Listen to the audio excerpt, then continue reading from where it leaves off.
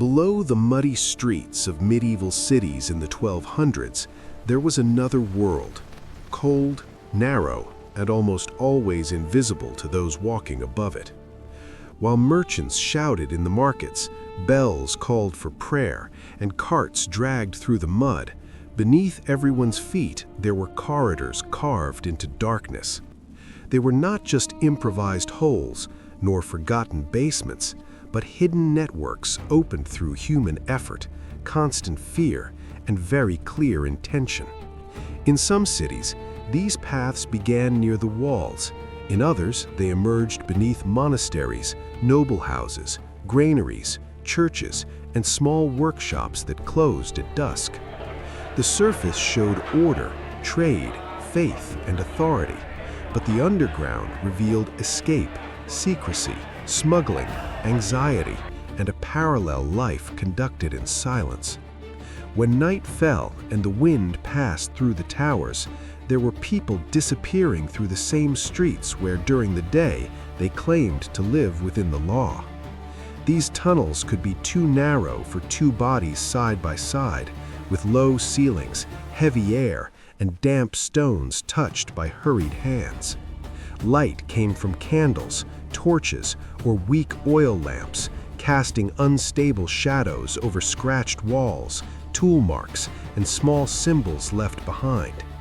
Down there, every step sounded louder than it truly was, and even breathing felt like a betrayal that could expose anyone trying to remain unseen. Today, we imagine medieval cities as walls, markets, and churches, but many of them hid underground circuits just as real as their public squares. Some paths were carved to escape sieges, because when the gates closed, survival could depend on an exit unknown to the enemy. If an army surrounded the city, escape above ground would be nearly impossible, but a passage carved into stone could preserve entire families. In times of hunger, war, or plague, what seemed like just a dark corridor became the last fragile link between life and collapse. These routes were not always wide or safe, and many ended in dangerous slopes, shallow pits, unstable stairways, and doors hidden beneath wooden planks. Those who knew these entrances guarded the secret carefully, because once revealed, a passage stopped being hope and became a weakness.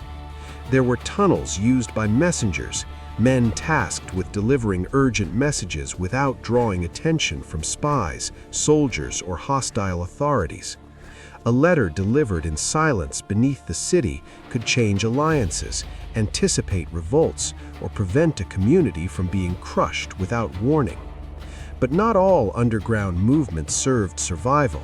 Much of it fed what the law tried to stop, yet never fully controlled.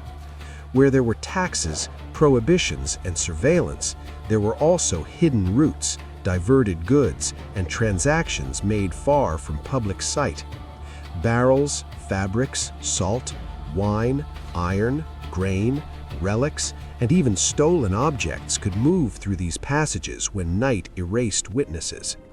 Smuggling was not an adventure, but a tense, exhausting operation carried out in tight spaces under constant risk of collapse. Men bent under weight moved silently, avoiding moisture, uneven steps, and the fear of encountering someone unexpected. In some places, the underground connected storage areas to exits beyond the city walls, allowing goods to move without passing guards. This meant profit for a few, loss for authority, and proof that every city had an invisible geography. The greater the repression, the more valuable the knowledge of the path, the right turn, the hidden door, and the place where sound carried. Some tunnels were short, but enough to cross what mattered, from the right house to the right cellar, from monastery to outside, from center to edge. Others were more complex, expanded over years, patched with wood, sealed with loose stones, and reopened when desperation returned. The age of these passages could fade from memory, as each generation inherited corridors that already felt ancient. Here, the story becomes more unsettling. Many inhabitants likely knew only fragments of the system, never the full map. A family might know an entrance beneath the floor, monks another behind a wall, guards a section reserved for emergencies. No one saw the whole, and that made the underground more powerful, almost like a living organism growing beneath stone and routine. This lack of full knowledge fed rumors, because what no one fully sees quickly becomes legend, warning, or fear whispered in low voices. Some said certain passages led to forgotten chambers built to store sensitive objects, forbidden records, or hidden wealth. Other stories spoke of sealed corridors after accidents, disease, fires, or disappearances never clearly explained. In deeply religious cities, any hidden space could attract spiritual interpretations, especially when strange symbols appeared on the walls. Not every carving meant secret ritual, but a single unfamiliar mark could spread fear among people trained to see signs. There is something modern audiences often forget. Medieval darkness was deeper, more physical, and more dominant than we imagine.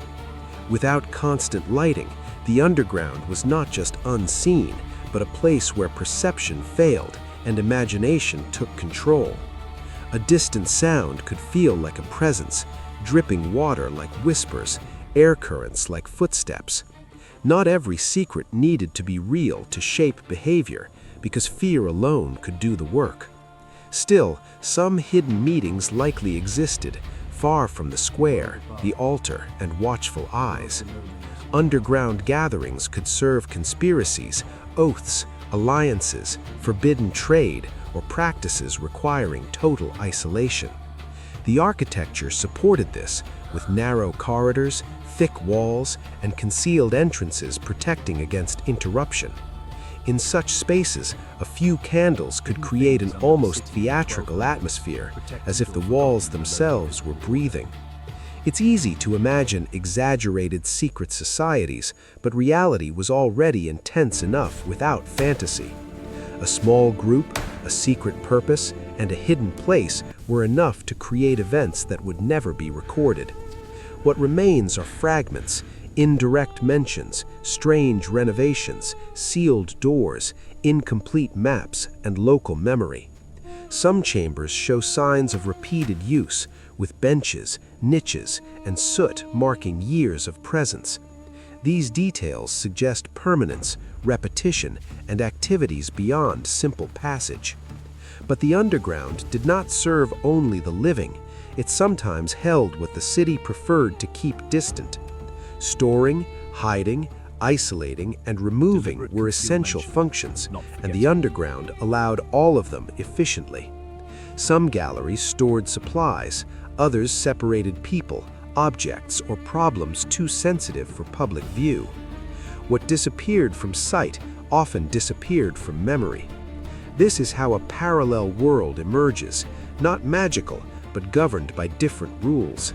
Above, there was reputation, ceremony, and visibility.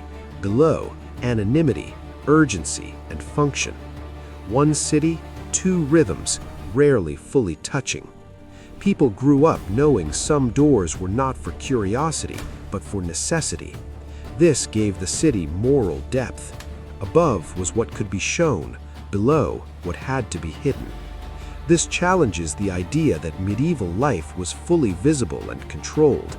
The stricter the authority, the more valuable the hidden routes.